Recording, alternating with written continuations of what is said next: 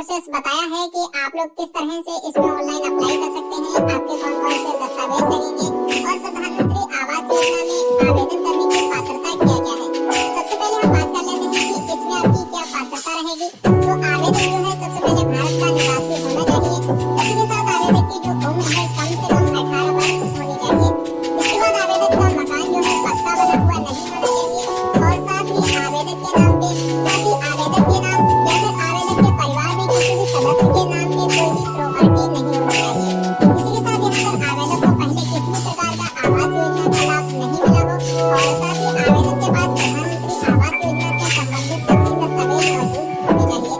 आवेदक गरीबी रेखा में जीवन यापन करने वाला होना चाहिए और प्रधानमंत्री आवास योजना के तहत एक परिवार का सिर्फ एक ही व्यक्ति को लाभ मिल पाएगा। इसके बाद हम बात कर लेते हैं कि इसमें आपके पास कौन कौन से दस्तावेज होने चाहिए। तो प्रधानमंत्री आवास योजना में ऑनलाइन ही अप्लाई करने के लिए आपके पास आधार कार्ड होना चाहिए, पासपोर्ट साइज फोटो, आय प्रमाण पत्र, निवास प्रमाण पत्र, मोबाइल नंबर, पहचान पत्र और बैंक पासबुक होनी चाहिए। इसके बाद दोस्तों हम यहाँ पर बात करेंगे कि प्रधानमंत्री आवास योजना के तहत हम ऑनलाइन ही अप्लाई किस तरह से कर सकते हैं। तो इसके लिए आपको यहाँ पर कुछ नीचे की साइड में आना है। यहाँ पर आपको वेबसाइट लिंक देखने को मिल जाएगा। आप यहाँ पर देख सकते हो इम्पोर्टेंट लिंक। इसके जस्ट नीचे ही पहला है वेबसाइट लिंक, तो आपको इस पर क्लिक नहीं करना है। मैं आपको बहुत ही सिंपल तरीका बताने वाला हूँ। तो इसके लिए आपको जो दूसरे नंबर पर अप्लाई ऑनलाइन वाला ऑप्शन दिखाई दे रहा है, इसी के जस्ट सामने क्लिक है वाले ऑप्शन पर एक बार क्लिक कर देना है। जैसे ही क्लिक करेंगे इसके बाद आपके सामने कुछ इस तरह से इंटरफेस आ जाएगा। यहाँ पर आपको सबसे पहले अपना आधार नंबर या फिर पर्सनल आईडी सिलेक्ट कर लेनी है। आप जो भी सिलेक्ट करेंगे आपको यहाँ पर नंबर एंटर कर देना है। जैसे कि आपने आधार नंबर यहाँ पर सिलेक्ट किया है तो आपको यहाँ पर अपना आधार नंबर एंटर कर देना है। इसके बाद यहाँ पर आपके आधार कार्ड में जो नाम है उस नाम को यहाँ पर इंग्लिश में फिल करना है। इसके बाद यहाँ पर कुछ नीचे की साइड में आएंगे, यहाँ पर आपको कंप्लीट देना है और इसके बाद चेक वाले ऑप्शन पर एक बार क्लिक कर देना है। जैसे ही आप क्लिक करेंगे इसके बाद आपके सामने प्रधानमंत्री आवास योजना के तहत ऑनलाइन अप्लाई करने के लिए पूरा फॉर्म आ जाएगा। अब आपको इस फॉर्म को अच्छी तरह से फिल कर देना है। जैसे कि यहाँ पर आपको सबसे पहले अपने राज्य का नाम सिलेक्ट कर लेना है। इसके बाद आपको अपने जिला का नाम सिलेक्ट करना है और इसके बाद आपको यहाँ से अपनी तहसील का नाम या फिर शहर का नाम सिलेक्ट कर लेना है। इसके बाद यहाँ पर आपसे पूछा जा रहा है क्या आप योजना क्षेत्र या विकास में रहते हैं, तो आपको यहाँ पर यस या नो में सिलेक्ट कर लेना है। पर आपको अपना योजना क्षेत्र या फिर विकास यहाँ पर आपको अपने गांव का नाम सिलेक्ट कर लेना है। इसके बाद यहाँ पर आपको कुछ नीचे की साइड में आ जाना है।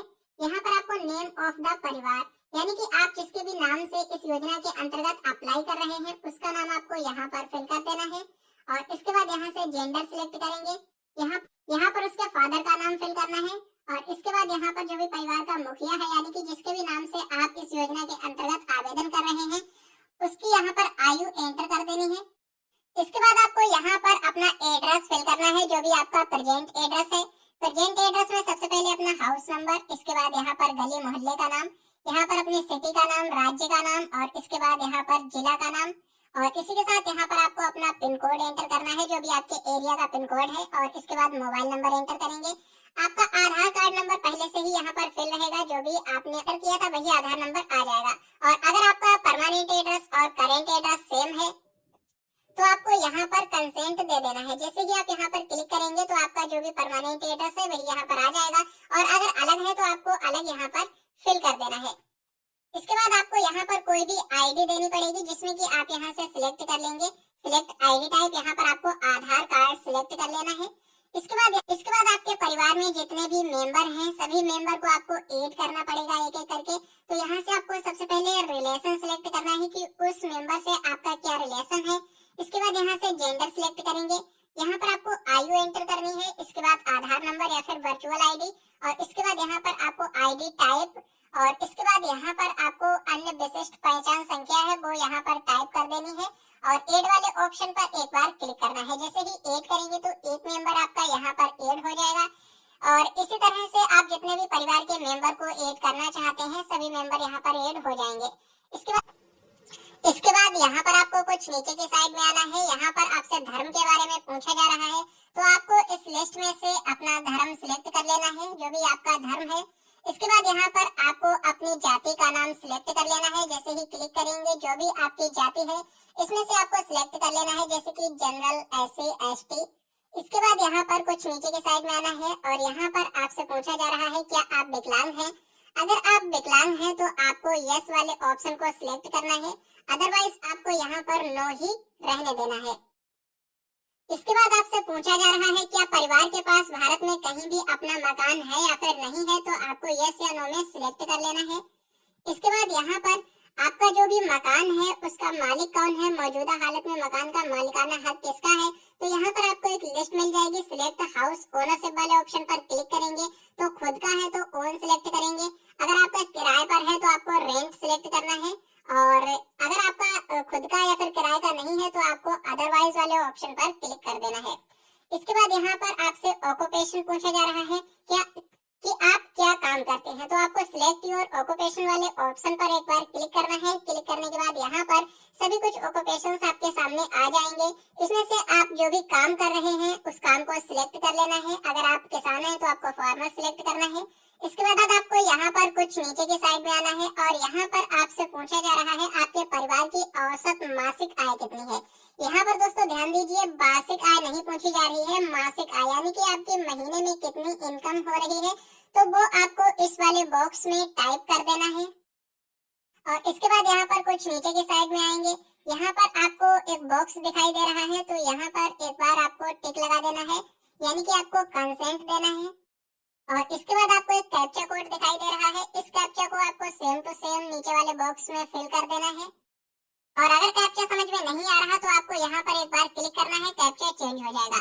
सभी कुछ इन्फॉर्मेशन को फिल करने के बाद सेव सुरक्षित करने वाले ऑप्शन पर एक बार क्लिक कर देना है। लेकिन दोस्तों इससे पहले आप लोगों को अच्छी तरह से पूरे फॉर्म को एक बार चेक कर लेना है कि इस पूरे फॉर्म में कहीं पर भी मिस्टेक तो नहीं है। अगर कोई भी गलती होती है तो आपको यहाँ पर गलती को सुधारना पड़ेगा, तो इसलिए आपको यहाँ पर सबसे पहले चेक कर लेना है। अगर सब कुछ सही है तो आपको सेव वाले ऑप्शन पर एक बार क्लिक कर देना है। जैसे ही आप क्लिक करेंगे आपका ये जो फॉर्म है वो यहाँ से सबमिट हो जाएगा और इसके बाद आपको एक रेफरेंस नंबर मिल जाता है और इसी रेफरेंस नंबर के माध्यम से आप लोग अपने आवेदन का स्टेटस चेक कर सकते हैं। जैसे ही आप लोगों का फॉर्म अप्रूव हो जाता है, फॉर्म अप्रूव होने के बाद आपके पास एक वेरिफिकेशन कॉल आता है और वहाँ पर आपसे और कुछ डिटेल मांगी जाती है और इसके बाद आपका फिजिकल वेरिफिकेशन भी होता है। अगर आवास योजना में लाभ लेने लायक पाए जाते हैं, इसके बाद ही आप लोगों को इस योजना के अंतर्गत जो भी पैसा है वो ट्रांसफर किया जाता है। तो इस तरह से आप लोग बहुत ही आसानी से प्रधानमंत्री आवास योजना शहरी के लिए ऑनलाइन आवेदन कर सकते हैं। लेकिन दोस्तों अगर आप लोग गांव में रहते हैं तो इसका